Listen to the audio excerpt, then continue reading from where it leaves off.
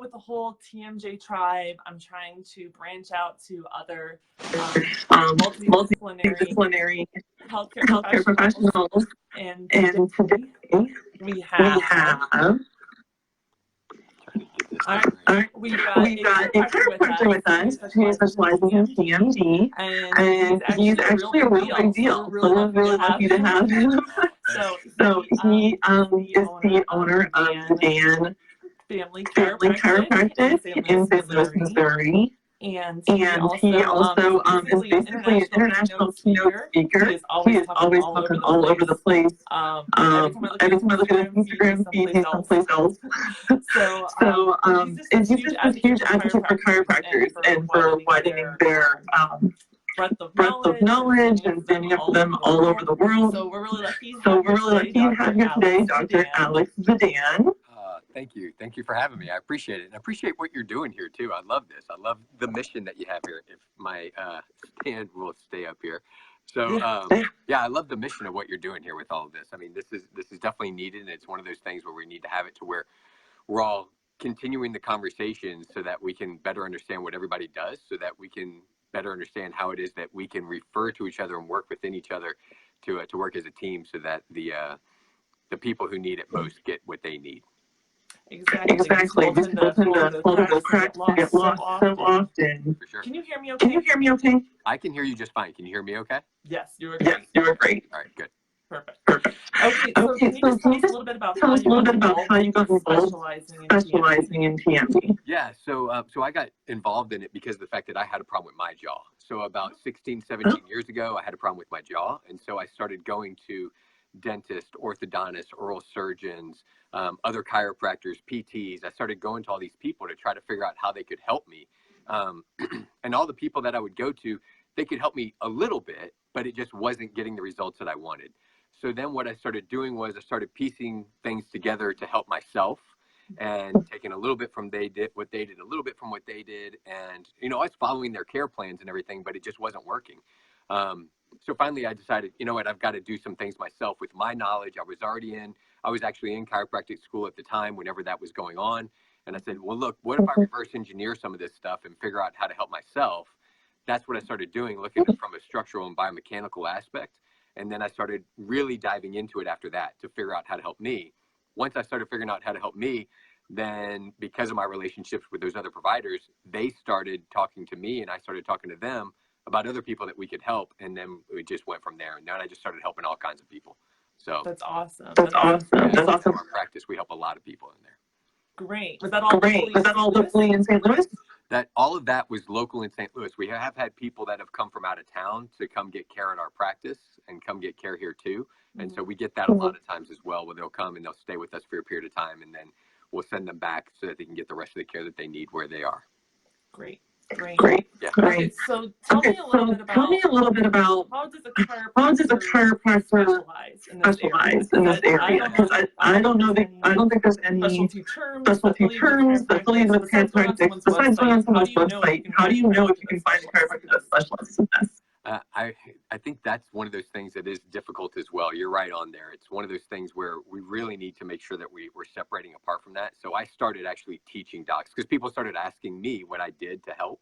And so I started teaching docs, and we teach everything from chiropractors to PTs to dentists, orthodontists, oral surgeons. I lecture at their events and things like that, but we do seminars where we do that as well. Outside of that, I feel like the public is looking for those kind of things. They're looking for somebody specific. Yeah, I mean, going onto somebody's website is going to give you kind of a clue into it. But I think that one of the other things that's a safe bet is talking to your oral care provider that you might be working with and saying, hey, who do you recommend that I go see? Is it going to be, because they're going to recommend, right? They're going to say, well, I work with this physical therapist, or I work with this chiropractor, or I work with this, whatever it is. And we work well together in order to get you the results that you want. I think that's an absolutely great idea. That's what I think we need across this country and across the world. I'm finding that a lot of oral professionals don't have that knowledge of who they can refer to. Sure. A lot of times I find that that's because of the fact that they just don't know, like they don't know that we exist, right? And they don't know that a chiropractor focuses on that, or they don't know that a PT focuses on that. And so because of that, it's up to us number one, to let them know that we exist. And then number two, to be really honest with ourselves and understanding, like, can we actually deliver the goods, and being able to help? Because a lot of times I feel like people feel like, well, if I dabble in it a little bit, that'll be okay because I can probably help them more than what they would have. But whenever we dabble, then what we end up finding is that we can actually do more harm than good. And none of us wants to do that. We all want to make sure that we get the patient better. And when we understand how all those things come into play, then the patient wins. And that's really what we want the most for. Definitely. Definitely. So tell me a little bit about what a typical visit with you as the TMJ specialized chiropractor might entail. Yeah, so for us, what we're going to do is, and what we train docs to do is to focus on, like, let's have an understanding of what's happening within the jaw itself and movement patterns that are going on there. So we have different classifications within that to understand what's happening. And then we're going to look at what's happening with the cervical spine itself, because we know the cervical spine and the jaw are intricately linked. And then we're going to look at what's the surrounding musculature look like there as well. So when we put all those components together, then we're going to determine, this is what we need to do. This is going to be the course of action that we can take in order to make sure that we all work together, right, as a team, to make sure that the patient gets the best results possible. Okay.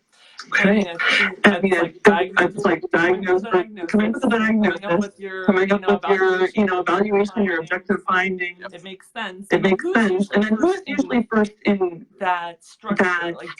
Like, do you end up seeing the patient first, or are they already coming from their dentist or oral surgeon or whoever else? Yeah.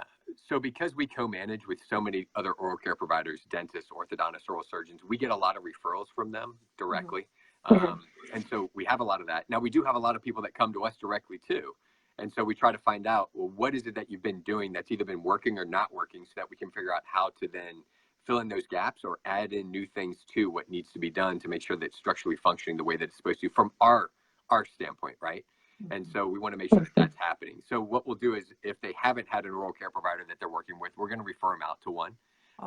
If they're already working with an oral care provider, then we're going to say, hey, look, let's open up the dialogue if we haven't already done that. And if we have, then we're going to say, okay, we're going to talk to your oral care provider to find out what he or she has been doing to ensure that we all are on the same page and we're making sure to get the patient the best care possible. Definitely working as part of an integrated practice is way better than trying to go at it alone. Yeah, there's no doubt about it. If we can take a team approach, it's always going to be better, and the patient is going to win within that. Absolutely.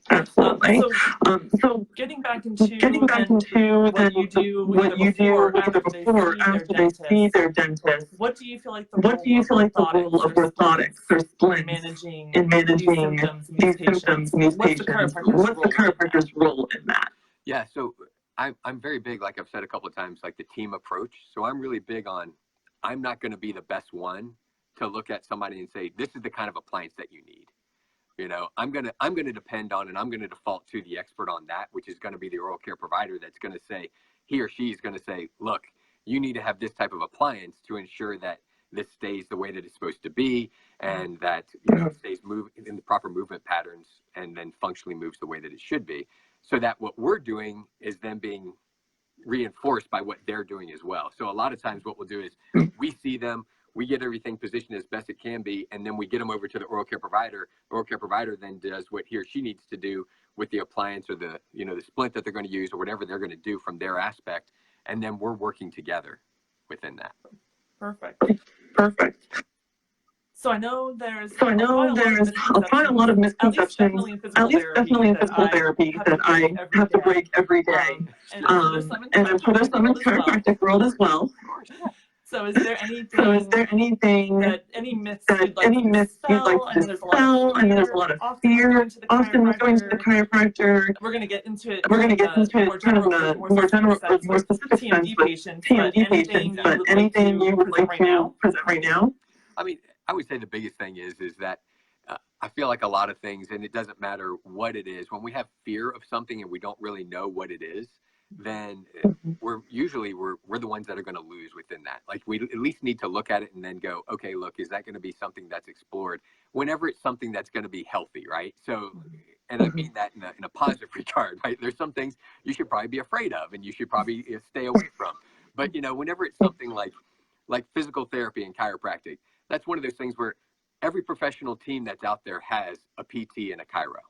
I work with a lot of them on the pro teams. every single, Olympic sport and team has a chiro, right? So the women's soccer team just won the World Cup, right? Yeah. I know the chiropractor for them. He and I know each other. We're friends. He was over there with me. Like when you think about that, you start to think, well, if they're good enough to take care of all the pro athletes, they're good enough to take care of Olympic athletes, they're good enough to take care of our armed forces, our special services, they're good enough to take care of our presidents, all those things, they're probably going to be good enough when we find the right one to take care of me, right? And it's all about finding the right one. We've all been to restaurants. It really is. Yeah, we've all been to restaurants before where we go, that wasn't a good restaurant, but doesn't mean I'm going to never go to a restaurant again. It means now I need to find the one that suits best for me, right? I love that. Love that. So tell me about let's talk about manipulation. Sure. So let's talk about there's different chiropractic treatment philosophies. Some chiropractors actually don't manipulate. Some do. I know in my quick glances at research, the majority don't actually manipulate the jaw, but some I believe do. So what is your take on that? Or is that going to happen to someone who's listening here? They go to their chiropractor. The chiropractor's going to say, you need to manipulate your jaw. Like, that seems a little aggressive. I think a lot of people trying to take that into consideration. So I always look at it as whoever it is that you go see. So let's I'll back up from there first to answer the question from the aspect of whoever you go to, it's not like there's certain things that you and I could do that we could say, I might not be the best at this, but I could probably help somebody with this, right? But if I'm not the best at it, then I'm going to refer them to the person that is the best at that. Like that's our philosophy in our practice. We get patients that get referred to us all the time for all kinds of things. And we go, you know what? We're not the best one for this. If you were my sister, my brother, my wife, my uncle, my whatever, I would send you over here to get the care for that thing. I know you're referred to me, but I'm not the best one to help you at that. So from the practitioner standpoint, from the doc standpoint, they need to be strong enough in understanding, like, if I'm not the right one for this, I shouldn't be doing it. Because you can cause more harm than good whenever that happens. I don't mean that in a fearful way. I just mean that in the way of, look, if you don't have the training on this is such a dynamic joint. There's so many different things that come into play with it. We don't want to be messing around and dabbling in it, because those, unfortunately, are the times where those people come to me and they come into us, and it takes a lot of work and a lot of effort to fix what they've messed up, what someone else has messed up, right? And I see it regularly. So number one would be, let's make sure that we have the proper training within that. Number two would be, the idea is that from my position, I look at it as based on our different classifications that we have that I've developed and come up with and working with other oral care providers and everything, to say, look, these are the different classifications. So based on their classification, which is based on their movement pattern, which then gives us an understanding of what it is that we should do as far as care goes, then I'm going to determine this is how we're going to adjust that jaw, or what we're going to do with that too. Now, I will say this, whenever I'm doing anything like adjusting the jaw, I prefer personally to use an instrument. I like to use an instrument that's very, very specific, very, very precise. And there's a lot of different ways that we can do that, but it takes away from the fear of, I'm using my hands to do that, or I'm doing just like a global mobilization of the area that's going to do something. And I'm not big on that. I'm big on, let's do precise, specific movements, because we know that little changes can make big impacts when it's done the right way. It just has to be done the right way. Absolutely. So that's absolutely. I mean, yeah, I always like to talk the patient through that process too, and make sure they understand. It's a very invasive situation being so close to your face and your jaw. Yeah. And when I do some like manual therapy in there, it takes a lot of trust to let somebody put their hand into your jaw. So it's very understandable. Yep. There's a lot of trust that's required within that. Yeah, great. Are there any other instruments or methods that you use very frequently in your practice? Yeah, so we'll do, we'll use an instrument to adjust the jaw. We'll do manual adjustments to adjust, other areas too, the spine or extremities or things like that. We'll use the instrument as well in other areas too, just depending on what's comfortable for the patient, what's right for the patient too. We'll do everything from muscle work to help with that, stripping of adhesions, all those things. We'll give them back end things as far as lifestyle changes. And these are all things that we go over with the patient so that they understand why, so that they're then motivated in order to take action behind it. And then we'll give them, because we have docs that are specializing in, sports injuries and rehab and all that kind of stuff. Like they have their masters in those things. So they have specialized function in that, so that we can say, okay, this is going to be your rehab protocol within that too. So we do all that stuff. We also teach all our docs all about that and do those things. But we want to make sure that really it's specific to that particular patient and person at that time, so we can figure out this is the trajectory that we're going to go on to make sure that you get the care that you need. So functionally, how often do you feel like you see upper cervical involvement in TMD patients? I see it so often, and the research there is to support that too, where whether or not we have a symptomatic, cervical spine issue or not, whether or not the patient presents with pain or not, actually the research supports that if they come in with a temporomandibular joint dysfunction diagnosis, that we need to look at and examine that cervical spine because it's so intricately linked. Absolutely. So functionally, I see, I see all the time, like we've got cervical spine issues that are there, and we've got to make sure that we address those there. And it could be cervical spine, it could be upper thoracic, it could be even into the shoulder. We've got to look at all those areas. It could even be skull and everything else there too. But we've got to look at that and figure out, like, all right, what are we dealing with, so we can figure out how to get them care as quick as possible to get them the results they want as quick as possible. Right. So, but we need Right. So.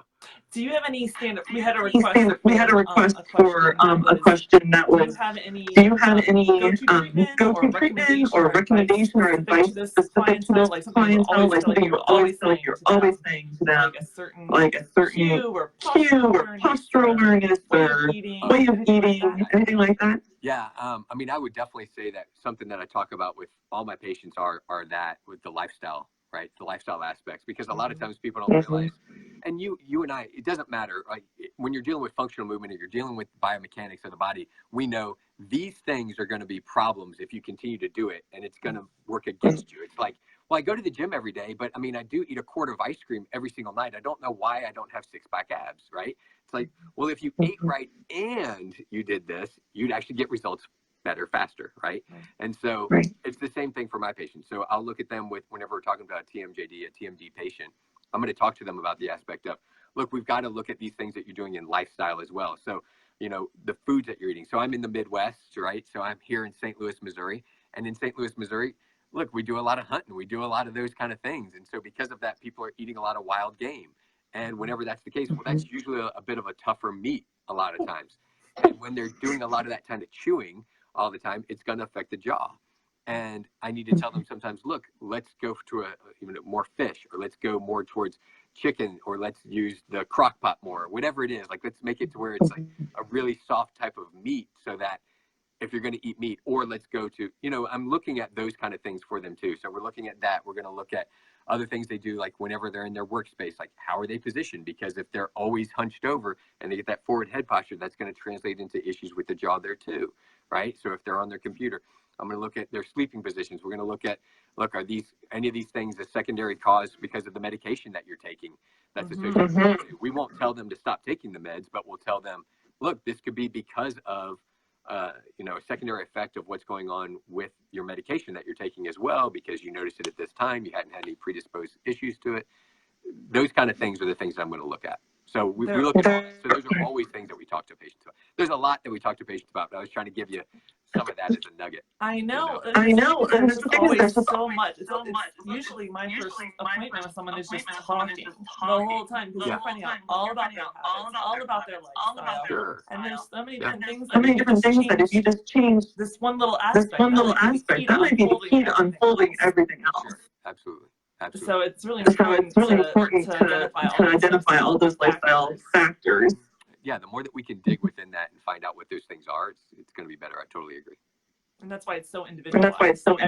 People want this big, pure answer for TMD, and it's so individualized. I couldn't agree with you more. It's so dynamic, right? Like that joint is so dynamic, and there's so many other aspects to it. And because of that, that's why I find, like, look, the more that we can take a team approach, the better it's going to be. Everybody does the thing they're best at. And if everybody does what they're best at, the patient's going to win. There's no protein out there that goes, hey, look, we've just got one guy or one gal, and they're the best at everything. And because they're the best of everything, that's the only person you never need to see. Like, nobody says that. So we need to look at it from our aspect, and that's what I think patients are looking for too. They're looking for a team approach. where it's like, all right, we're all going to work together to get results. That's what I'm hoping for. And that's what I'm hoping, raising awareness. Do you have any thoughts on how to better build that? Is it just getting more people in continuing education classes and courses that promote the team approach? Or is that getting out there on the street and just talking, local providers trying to hit clinics all the time? How do we build that community? Yes to both of those, I would say. And I mean that in the best way possible. Like, yes to both of those. It's like, yes, we need to have education within that in our continuing ed classes, right? We need to have it to where we have specialized courses within that too. That was a big reason that I say it as in jest, like I was pushed to do that. People kept on telling me, like, you need to teach this. Like, I want to learn that. And I kept telling them the only way you can learn that is for me to like really dive into it and teach it with you, because I'm not going to just tell you like dabble in this and kind of do this, because I've seen what happens with that and people get hurt. And so that's why I'm so into, no, you need specialized training within that. And that's why I started doing the class, right? So we just got back, you mentioned about traveling all over. I just got back from Lisbon on Monday. And I'll be going to Holland and teaching. I'll be going to the West Coast and teaching. I'll be having people here and teaching, like all over. And so because of that, we need to get educated on it so that we can deliver the goods.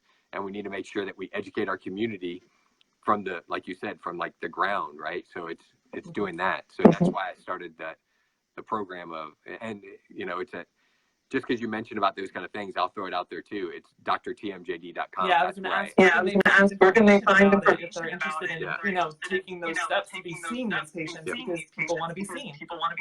Yeah, people want to be seen. So if they go to theTMJD.com, so drTMJD.com, they'll find out that kind of information. We'll talk about where our seminars are, what it looks like, all that kind of stuff, and all those things, so that they can find the place that's right for them to come in and get the knowledge base that they need. Great.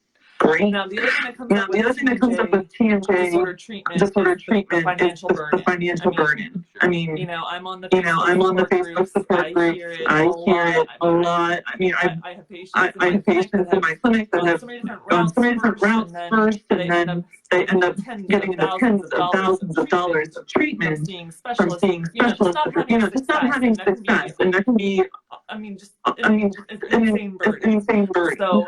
So, I always specialize it in the physical therapy standpoint. What's the cost ratio chance that you'd be taking by giving physical therapy a try? Same thing with chiropractic. We're not getting up there into the tens of thousands of dollars usually. So what would you say? Do you throw out kind of like a ballpark in terms of how long a plan of care treatment in chiropractic? Generally, I know we're all different, but the patients who are teaching, what that ballpark figure and length of time might be. Yeah, so it can be anywhere from, and look, I'm trying to give as specific of an answer as I can with a really broad question, because like you said before, it's like everybody's individualized, right? And so it depends on that, and depends on kind of how they come in and what classification they fall into with that. But typically it's going to be anywhere between, we might be looking at 4 weeks, we might be looking at 12 weeks. We might be looking at, all right, look, we're going to do this for a period of time. And then because of the length of time you've had the problem or the amount of damage that's been done, it's going to need not just 12 weeks of care, but you're going to have 12 weeks of care. And then we're going to make sure that we maintain that afterwards in some way, shape, or form, right? It's going to depend on, the rest of the team as to what they're doing within that as well. As far as costs, like for most chiropractors, and for, even some of the PTs that we've trained and that kind of a thing, like it's the same kind of thing. Like we've looked at it and it goes, look, it can be anywhere from, depending on whether or not we're dealing with insurance or out of pocket or whatever it is, it could be anywhere from $2,000 to $4,500 to $5,000. It just depends on what we're looking at within that. But I always tell everybody, look, if you go to somebody that they know what they're doing. They've had specific training on it. They know what's going on. They know how to address what it is. And they're competent enough in that as well to understand what's going on. They should be able to, throughout the process, be able to say, these are the landmarks that we should be meeting, right? Along the way, like these are the objectives that we should be hitting. And I can objectively show you what those are based on where you started to now 4 weeks in, and now 12 weeks in, or whatever it is, right? So now 4 weeks, 8 weeks, 12 weeks, whatever it happens to be that particular patient needs. Along the way, we should be meeting certain landmarks. And when we meet those landmarks, then we know we're moving in the right direction. When we don't, then we can very easily look at it and go, all right, from an objective standpoint, I'm not meeting those objectives. And because I'm not meeting those objectives, we need to find you a different route. This route of conservative care didn't work for you as far as what we need, or we need to add somebody else into the equation, right? We need to bring in somebody else. I've been encouraging you to go see the orthodontist, the oral surgeon, the dentist.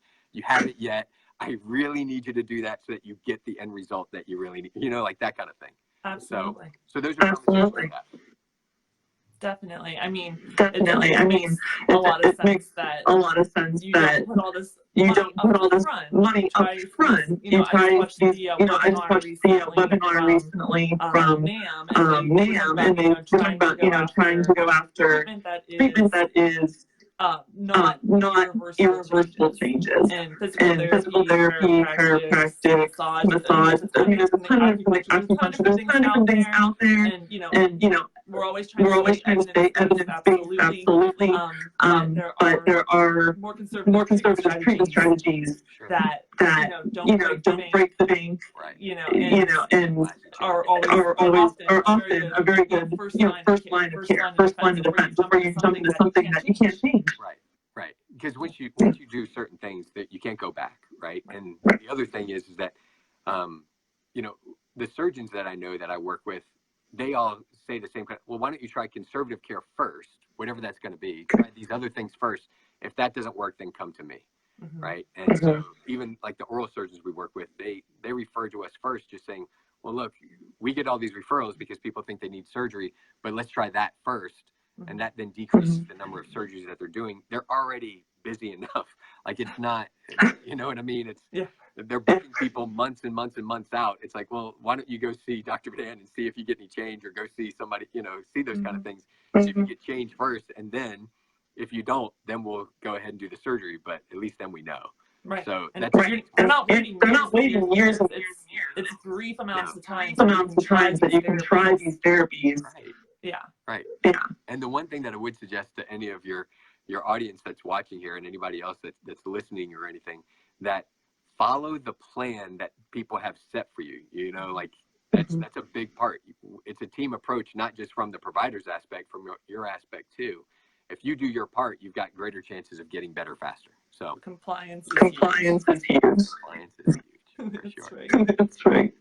So is that the one thing that you would want to tell those with TMD? But it's just try to stick to something consistently, see it out through the process, because that's when you're going to have a better idea of not that something wasn't a success, but that helps guide us towards where you actually do need to spend time and effort now. It kind of helps us move along that pathway. It's like, okay, didn't go the route we wanted it to, but it gave us so much more information now that we know the right path that you might need to go down. Right.